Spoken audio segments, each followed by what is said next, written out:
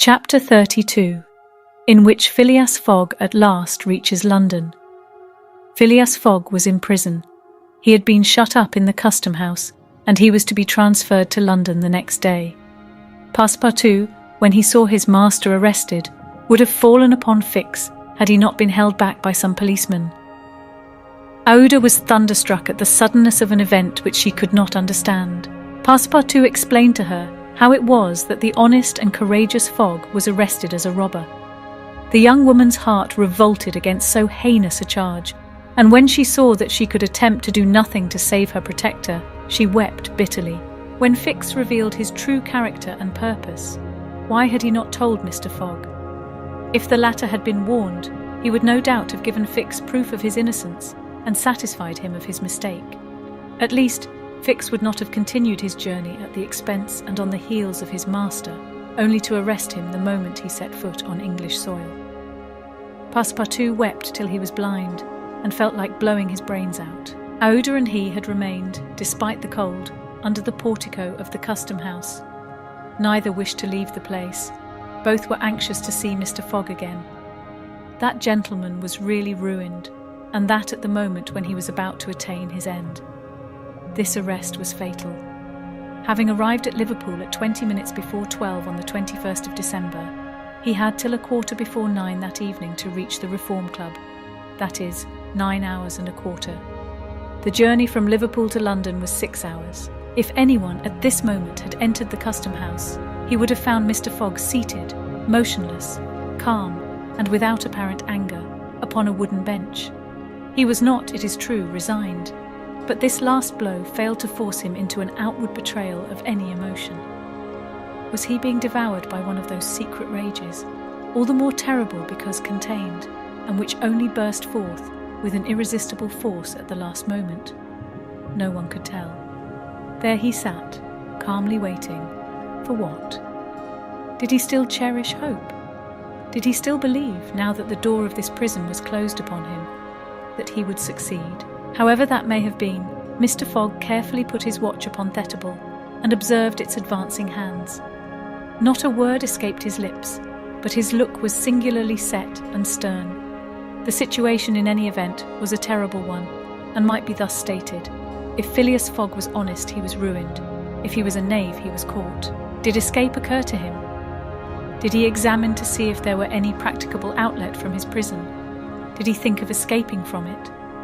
Possibly, for once he walked slowly around the room, but the door was locked and the window heavily barred with iron rods. He sat down again and drew his journal from his pocket. On the line where these words were written, "The 21st of December, Saturday, Liverpool," he added, 80th day, 11:40 a.m. and waited. The custom house clock struck 1. Mr. Fogg observed that his watch was 2 hours too fast. 2 hours! Admitting that he was at this moment taking an express train, he could reach London and the Reform Club by 9:15 p.m. His forehead slightly wrinkled. At 33 minutes past 2, he heard a singular noise outside, then a hasty opening of doors. Passepartout's voice was audible, and immediately after that of Fix. Phileas Fogg's eyes brightened for an instant. The door swung open, and he saw Passepartout, Aouda, and Fix, who hurried towards him. Fix was out of breath, and his hair was in disorder. He could not speak. "Sir," he stammered. "Sir, forgive me. Most unfortunate resemblance. Robber arrested 3 days ago. You are free." Phileas Fogg was free. He walked to the detective, looked him steadily in the face, and with the only rapid motion he had ever made in his life, or which he ever would make, drew back his arms, and with the precision of a machine knocked Fix down. "Well hit," cried Passepartout. "Parbleu, that's what you might call a good application of English fists." Fix, who found himself on the floor, did not utter a word. He had only received his deserts. Mr. Fogg, Aouda, and Passepartout left the custom house without delay, got into a cab, and in a few moments descended at the station.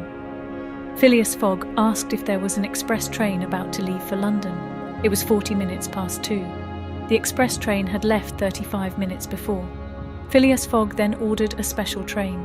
There were several rapid locomotives on hand, but the railway arrangements did not permit the special train to leave until 3 o'clock.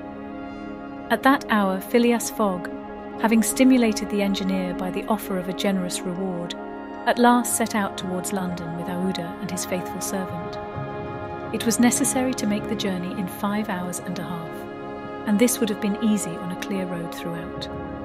But there were forced delays, and when Mr. Fogg stepped from the train at the terminus, all the clocks in London were striking 10 minutes before 9.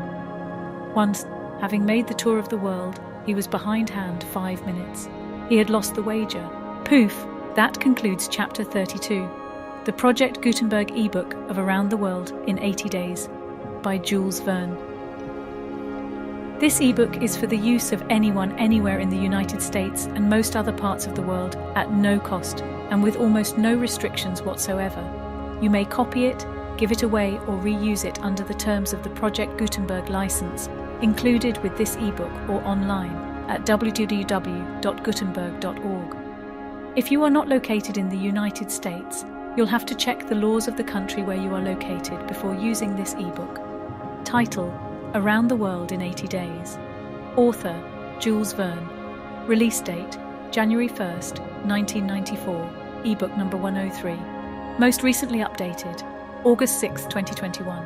Language: English. I kindly remind you, there are just 2 chapters remaining. As we exceed the end of this season, it is highly recommended to subscribe. Moja Drama has been made for Spotify, created for all with captions and video with Orgex Labs available on iHeart, Pandora, Amazon Music and Apple Music. Until next chapter, stream on.